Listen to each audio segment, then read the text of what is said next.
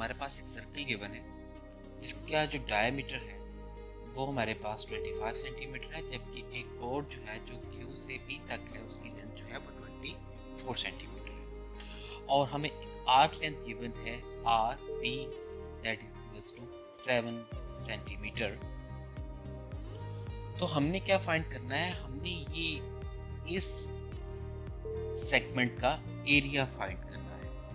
जो कॉर्ड जो है PQ जो डिवाइड कर रही है जिस सेगमेंट को, हमने उसका एरिया फाइंड करना है।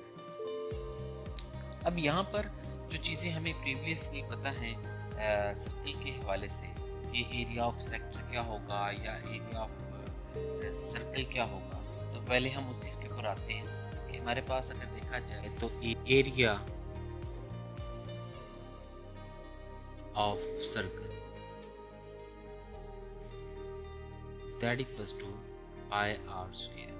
और अगर देखा जाए तो मुझे इस हाफ सर्कल की ज़रूरत नहीं है, मैं जो बात कर रहा हूँ इस साइड वाले सेगमेंट की बात हो रही है, तो मैं क्यों ना हाफ जो सर्कल का एरिया है उसकी बात कर लूँ। तो मेरे पास जो इस डायमीटर से इधर वाला जो एरिया आएगा वो क्या आएगा, that is the half of the area of the circle. तो उसको हम क्या करते हैं, जस्ट 1/2 से डिवाइड कर देते हैं। तो हाफ सर्कल का एरिया क्या होगा, 1/2 पाई आर स्क्वायर। इसको हम कह लेते हैं क्वेश्चन 1। अब देखेंगे ये जो सेगमेंट है, तो मेरे पास इस हाफ ये PQ जो से इस साइड पर जो मेरे पास जो हाफ सर्कल बन रहा है, इसके एरिया में से अगर मैं ये वाला एरिया जो मेरे पास ये थोड़ी सी ट्रायंगल शेप से बन रही है, बेसिकली में सेक्टर बन रहा है, तो यहाँ पर मेरे पास QRP, अगर मैं इसका एरिया इसमें से माइनस कर दूँ सर्कल के इस हाफ एरिया में से, तो डेफिनेटली मेरे पास ये इस सेगमेंट का एरिया कैलकुलेट हो जाएगा। तो सबसे पहली बात है कि जी मुझे इसका एरिया कैलकुलेट करना है। तो इसका एरिया कैलकुलेट करने के लिए हम क्या कर सकते हैं, तो अगर देखा जाए कि अगर मेरे पास यहाँ पर एक चीज़ तो मुझे क्लियर है कि जी मेरे पास जो रेडियस है वो कितना होगा, R इज इक्वल टू 12.5, क्योंकि डायमीटर की लेंथ 25 है तो उसका हाफ क्या होगा, रेडियस होगा 12.5। तो अगर मैं ये पॉइंट जो है, ये जो सेंटर पॉइंट है, अगर मैं इसको P से कनेक्ट कर दूँ, तो आप देखें तो अगर मैं इसको P से कनेक्ट कर देता हूँ, अगर हम इसको P से कनेक्ट कर दें इस तरीके से, तो ये हमारे पास एक सेक्टर बन रहा है ORP।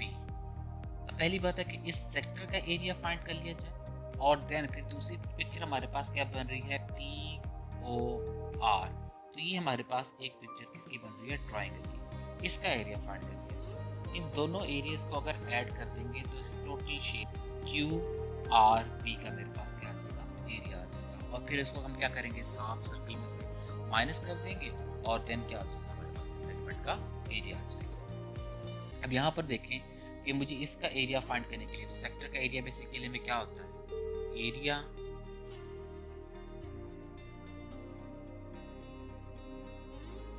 Of sector is equal to 1/2 R square theta. But यहाँ पर अगर गौर किया जाए तो हमारे पास थीटा एंगल गिवन नहीं है, ये एंगल हमारे पास गिवन नहीं है, लेकिन हमारे पास आर्क लेंथ और रेडियस गिवन है। तो हम आर्क लेंथ और रेडियस वाला जो फार्मूला है हमारा सेक्टर का, वही अप्लाई कर लेते हैं, क्योंकि हमें एक चीज़ का और भी इल्म है कि थीटा इज इक्वल टू क्या होता है, L/R। इसकी वैल्यू यहाँ पुट करें तो 1/2 R square L/R that equals to, तो ये वैल्यूज कैंसिल होगी, R स्क्वायर से कैंसिल, दैट इज 1/2 RL। तो area of sector is equal to 1/2 RL। तो R रेडियस की वैल्यू हमें गिवन है 1/2, तो वो हमारे पास है जी 12.5, और आर्क लेंथ PR, और इसको हम डिनोट करते होते हैं आमतौर पर L से, तो आर्क लेंथ कितनी है, 7 सेंटीमीटर। ये 7, इसको मल्टीप्लाई करते हैं तो रिजल्ट क्या आ जाता है 43.75 एरिया ऑफ सेक्टर। तो एरिया ऑफ सेक्टर ORP हमारे पास हमने कैलकुलेट कर लिया जी। अब क्या करेंगे, अब इस ट्राइंगल का एरिया कैलकुलेट करेंगे। तो ट्राइंगल का इसका एरिया कैलकुलेट करने के लिए हमारे पास डिफरेंट फार्मूलाज होते हैं, लेकिन अगर यहाँ पर इस डेटा की बुनियाद पर बात की जाए तो मेरे पास तीनों साइड्स की लेंथ गिवन है।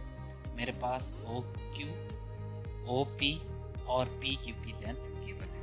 मीन्स दैट कि अगर ये साइड मेरे पास A है, ये साइड मेरे पास B है, ये साइड मेरे पास C है, तो तीनों लाइन से गिवन होती हैं तो हम फार्मूला लगाते हैं area of triangle OPQ that is equals to S into S minus A, S minus B, S minus C square root. तो ये हीरोस फार्मूला इसको हम अप्लाई करेंगे। तो S की वैल्यू क्या आ रही है जी हमारे पास A plus B plus C by 2, और A की वैल्यू क्या है हमारे पास 12.5। इस तरीके से B की वैल्यू, ये भी रेडियस ही है OP, तो इसकी वैल्यू भी 12.5, और देन PQ जिसको हमने C का नाम दिया है दैट इज 24/2। इसको एडअप करें दैट इज 49 पर 2 24.5। S की वैल्यू आ गई। अब हम इस वैल्यू पुट करते हैं फार्मूले में, तो हमारे पास इस ट्राइंगल का एरिया भी आ जाएगा। तो डेफिनेटली हमारे पास अब क्या है कि इसको डेल्टा नाम दे लें जो ट्राइंगल का एरिया है दैट इक्वल्स टू S की value 24.5 into 24.5 minus A 12.5, 24.5 minus 12.5 और 24.5 minus 24 whole square root, and that is equals to, इसको कैलकुलेट करते हैं तो रिजल्ट आ जाता है जी हमारे पास 40, यानी कि एरिया ऑफ ट्राइंगल QOP या OPQ इज इक्वल्स टू 42। अब इन दोनों सेक्टर के एरिया को और ट्राइंगल के एरिया को अगर ऐड कर दिया जाए, एरिया ऑफ QRP आ जाएगा that equals to area of sector ORP sector के हम ये इस तरीके से कर्व लगा देते होते हैं, plus area of triangle OPQ that equals to, ये हमने कैलकुलेट किया था 43.75 और ये हमने कैलकुलेट किया था दैट इज 42। इनको एडअप करते हैं तो याद रखा हमारे पास 85.75। अब हमारे पास इस रीजन का तो एरिया आ गया जी कि हमारे जो हमने Q, P और R का एरिया हमने कैलकुलेट कर लिया। अब इस एरिया को अगर मैं इस हाफ सर्कल की एरिया में से माइनस कर दूँ तो मेरे पास ये सेगमेंट का एरिया जाता है। तो मेरे पास जो रिक्वायर्ड सेगमेंट था उसका एरिया क्या आ जाएगा, सेगमेंट QP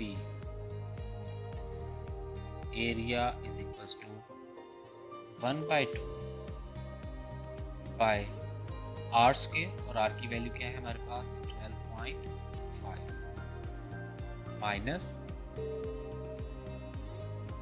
एरिया ऑफ